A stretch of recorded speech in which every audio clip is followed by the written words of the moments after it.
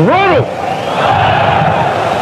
I, Jomo Kenyatta, being chosen and admitted to the cabinet in Kenya, do swear that I will be true and faithful to Kenya, and that I will, to the best of my judgment, freely give my counsel and advice for the good management of the public affairs of Kenya. When Kenya gained independence in 1964, the outlook seemed hopeful and there were high expectations for what the future would bring.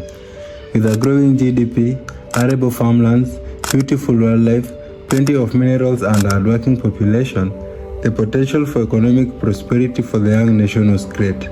But as years went by, it became evident that the country would soon be taken to the dogs by corruption.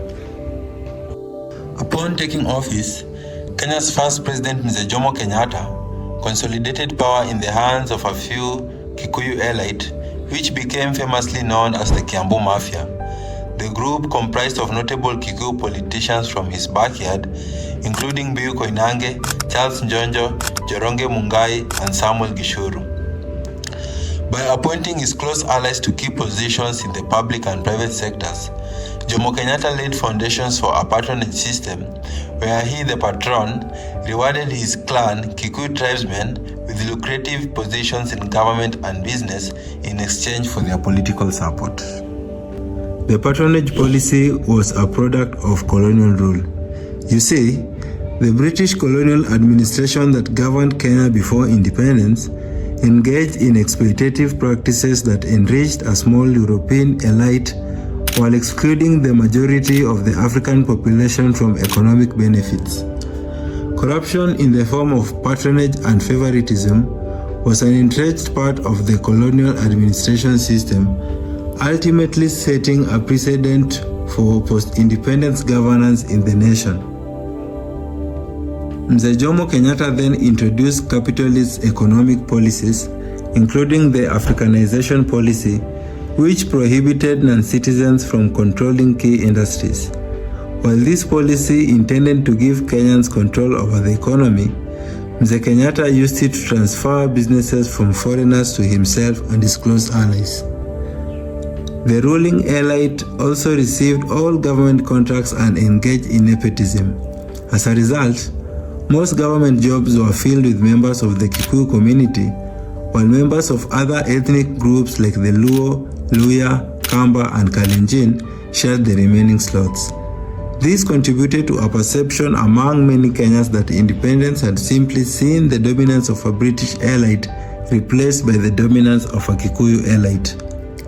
In addition, Kenyatta introduced land reforms aimed at redistributing land from large European owners to small farmers to promote economic equality.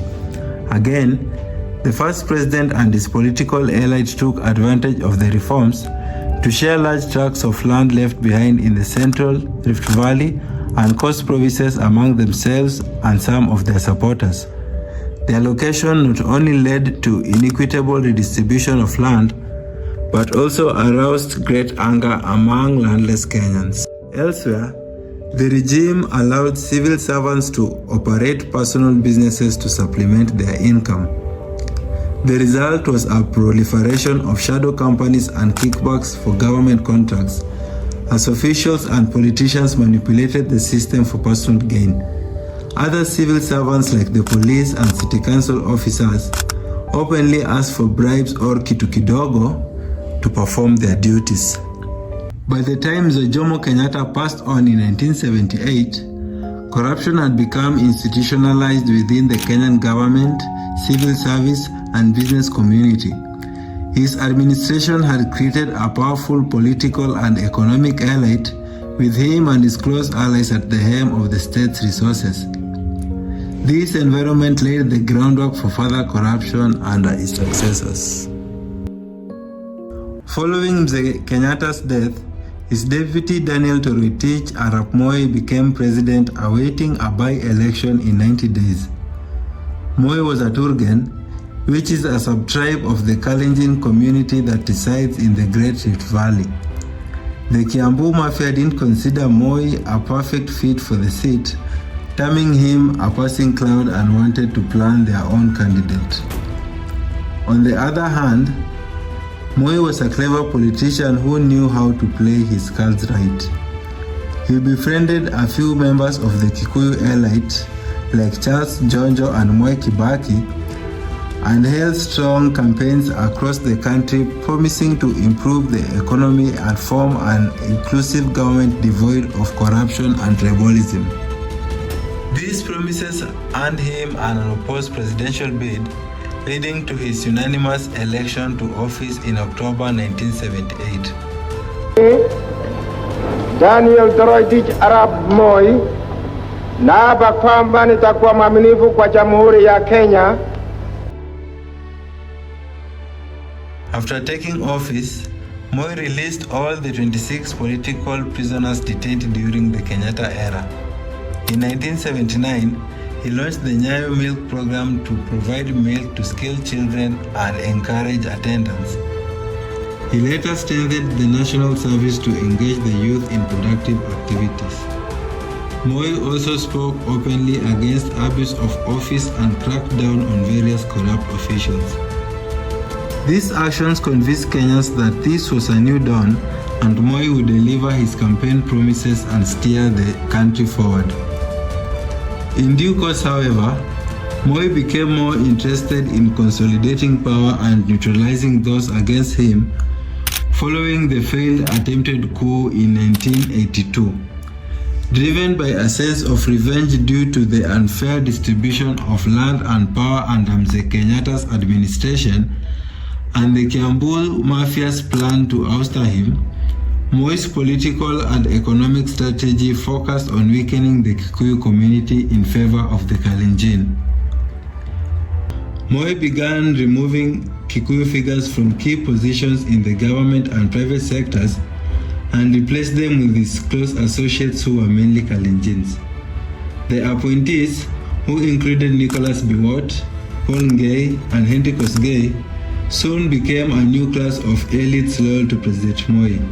Economically, Moi de-emphasized the policy to support export crops such as coffee and tea, which were the principal crops in the central region that belonged to the Kikuyus. He shortly after introduced a new policy to support the growing of maize, wheat, and cereal crops, arguing that he wanted the country to be food secure. Funny enough, the government shifted funds to maize and wheat farming projects, which were dominant in his home-based area of Rift Valley. In a sense, Moi maintained the neo-patronage nature of Kenyatta's regime. He also rewarded members of his community with government jobs, especially in the military and national police service. This allowed him to centralize power and all forms of authority reported to him. He later declared Kenya a de jure one-party state, banning opposition of the ruling party and vetoed all decisions made by parliament. Moi didn't stop there. He began to dismantle institutions that he perceived as threats to his power. Public corporations were neglected and mismanaged, leading to the collapse of parastatals that had once been the backbone of the economy. Some were privatized under the guise of liberalization, but the process was nothing more than a giveaway to politically connected individuals. Agricultural Development Corporation farms, which were crucial to Kenya's seed system and food security, were subdivided and handed out to his political cronies. Public land intended for schools, hospitals, and other critical infrastructure were not spared either. What epitomized corruption in Moi's government in the 1980s and 1990s was the revelation of major scandals involving the president and his allies. One of them is the infamous Goldenberg scandal, which involved the embezzlement of billions of shillings through a fraudulent export compensation scheme orchestrated by the then Vice President George Saitoti and businessman Kamlesh Patni. Another corruption case that tainted Moi's rule was the Takul George hydroelectric power scandal, which saw the dam built at 3 times the estimated cost and twice the allocated amount, but it somehow still ended up producing significantly lower energy. Despite a widespread public outcry over corruption, Moi's regime took little meaningful action to address the issues. The economy was on its knees with increased inflation, high unemployment, and enormous debt. Consequently, Kenyans became openly hostile to Moi, forcing him to devise an exit plan at the end of the century. Nilisema mwaka wa 98 kwamba nitajiuzulu ama nitastaafu kipindi hiki cha miaka 5 ikisha. By the time Moi left office in 2002, Kenya was in dire need of rebuilding, with nearly every sector of the government and economy needing urgent reform. On December 2002, 1 million jubilant Kenyans attended Mwai Kibaki's inauguration, a rancorous event where Moi was jeered and his departing motorcade pelted with stones. Kibaki was fronted by political opposition and civil society groups on an anti-corruption platform. He promised to deal with grand corruption issues which had wrecked the economy and won by a landslide victory. Mimi Mwai Kibaki naapa kwamba nitakuwa mwaminifu kwa Jamhuri ya Kenya. On taking office, Kibaki took some actions towards combating corruption. In 2003, he created the Kenya Anti-Corruption Commission, KACC, to investigate corruption and appointed John Githongo as its Caesar.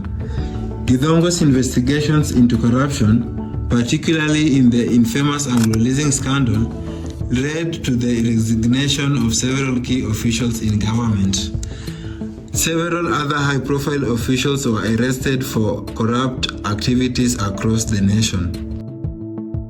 Nevertheless, the ongoing outpouring of public euphoria that greeted Kibaki's election quickly dissipated as his administration began struggling with corruption. Excluded from power and opportunities for self-enrichment by Moi's Kalenjin-dominated regime, the new Kikuyu political elite appointed by Kibaki soon rocked his administration with a string of corruption scandals that recalled the worst of the Moi days. The most egregious involved a British company called Anglo-leasing, which was awarded contracts to supply the government with forensic lab gear and military equipment. The goods never materialized and the company turned out to be no more than a postal address in Liverpool. In another scam, the government lost imported subsidies maize worth 3 billion Kenya shillings or $26 million in a deal planned by senior government officials. These scandals exposed the collusion between high-ranking government officials and private businessmen, highlighting the persistent impunity that allowed corruption to flourish.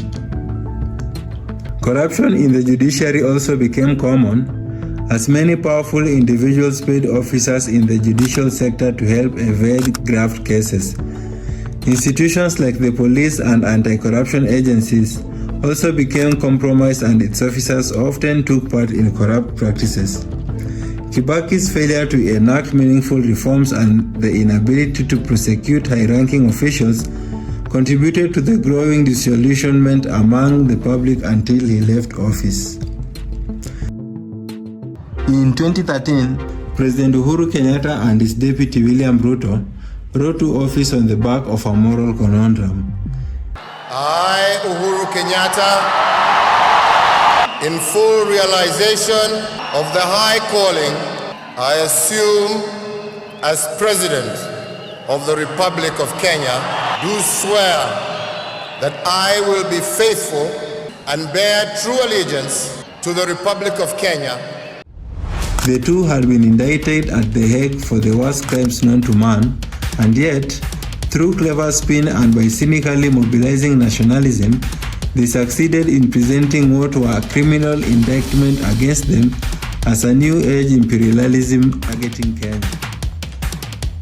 Backed by their ethnic groups, the Kikuyu and the Kalenjin, which formed the largest voting bloc in the 2013 general elections, Uhuru and Ruto got elected without the moral authority that most newly elected leaders often need to fight legacies of impunity such as those that Kenya had carried from the past administrations. Like his predecessor, Uhuru, the son of Jomo Kenyatta, continued the patronage system. He appointed people close to him and his deputy to top government positions. While his 10-year era was marked with incredible infrastructure projects, those close to him and his deputy were often involved in graft, corrupt scandals. For instance, Mwai Kibaki, the then Minister for Devolution and Planning, and an appointment of the President, was caught up in the NYS scandal that saw the government part ways with 791 million Kenyan shillings, or $6.3 million. The Deputy President's cronies were not left behind either. Henry Rotich, the then Cabinet Secretary for Finance, was accused of defrauding the government of about 21 billion Kenyan shillings, or $180 million, in the Aror and Kimwarer Dam scandal.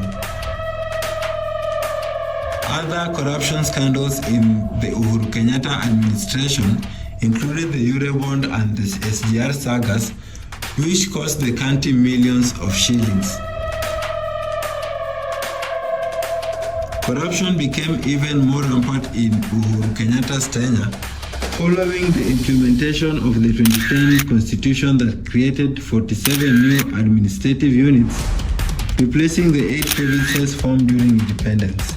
Although devolution was intended to promote fair distribution of resources across the country, it greatly increased opportunities for corrupt practices at the county level. In 2015, the Office of the Auditor General found budgetary irregularities in at least 20 of the 47 counties. This included the purchase of expensive wheelbarrows in Bungoma County, where the administration of Governor Ken Lusaka bought 10 wheelbarrows for a whopping $1,093,200, which is equivalent to $8,745. In Nairobi County, Governor Mike Sonko was at one time charged with soliciting bribes and kickbacks in exchange for awarding government contracts to his associates.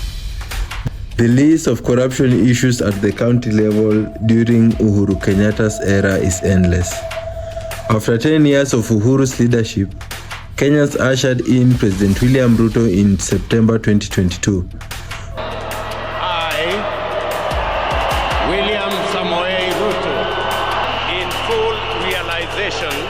Of the high calling I assume as President of Kenya, do swear that I will be faithful and bear true allegiance to the Republic of Kenya, that I will obey, preserve, protect, and defend this Constitution of Kenya as by law established. Ruto, who was Uhuru Kenyatta's deputy, openly criticized his predecessor and boss for bringing the opposition to government, running a wasteful country, and making life hard for common wananchi. He promised to revive the economy and get the country out of debt if elected president. These promises posed him as a leader committed to fighting corruption and improving the lives of common wananchi, who he dubbed Mama Mboga and Mtu wa Bodaboda. Days after being sworn in, Ruto vowed to curb corruption in government and clamp down on corrupt individuals. He said the corrupt had 3 choices: to go to another country, go to jail, or go to heaven. Ni tatu, si ndio? Either wahame Kenya, ama waende jela, ama waende mbinguni. Hakuna dawa ingine. Sijui kama naelewana. Nevertheless, it quickly dawned on Kenyans that the new president was all talk and no action.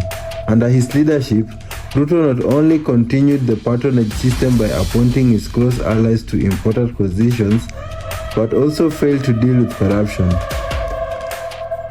Just 2 years into his tenure, Kenya faced multi-million corruption scandals, including the 3.7 billion Kemsa mosquito net saga and the 6 billion edible oil scandal. Ruto's administration was also on the path to signing a controversial deal with Adani, an Indian company whose owner was inducted by the US government in 2024. To put cherry on the cake, a PSC report revealed that public officers looted about 605 million Kenya shillings or $3.8 million in corrupt deals in 2023 alone. The report also brought to light over 20,000 ghost workers in various government agencies and departments who are in government payroll. To conclude, corruption in Kenya has evolved over the decades from a post-independence challenge to an entrenched political and economic issue. Despite various attempts by different governments to tackle corruption, it remains a significant barrier to Kenya's development and prosperity. As the country moves forward, the fight against corruption will require not only strong institutions and political will, but also a culture of accountability that permeates all levels of society.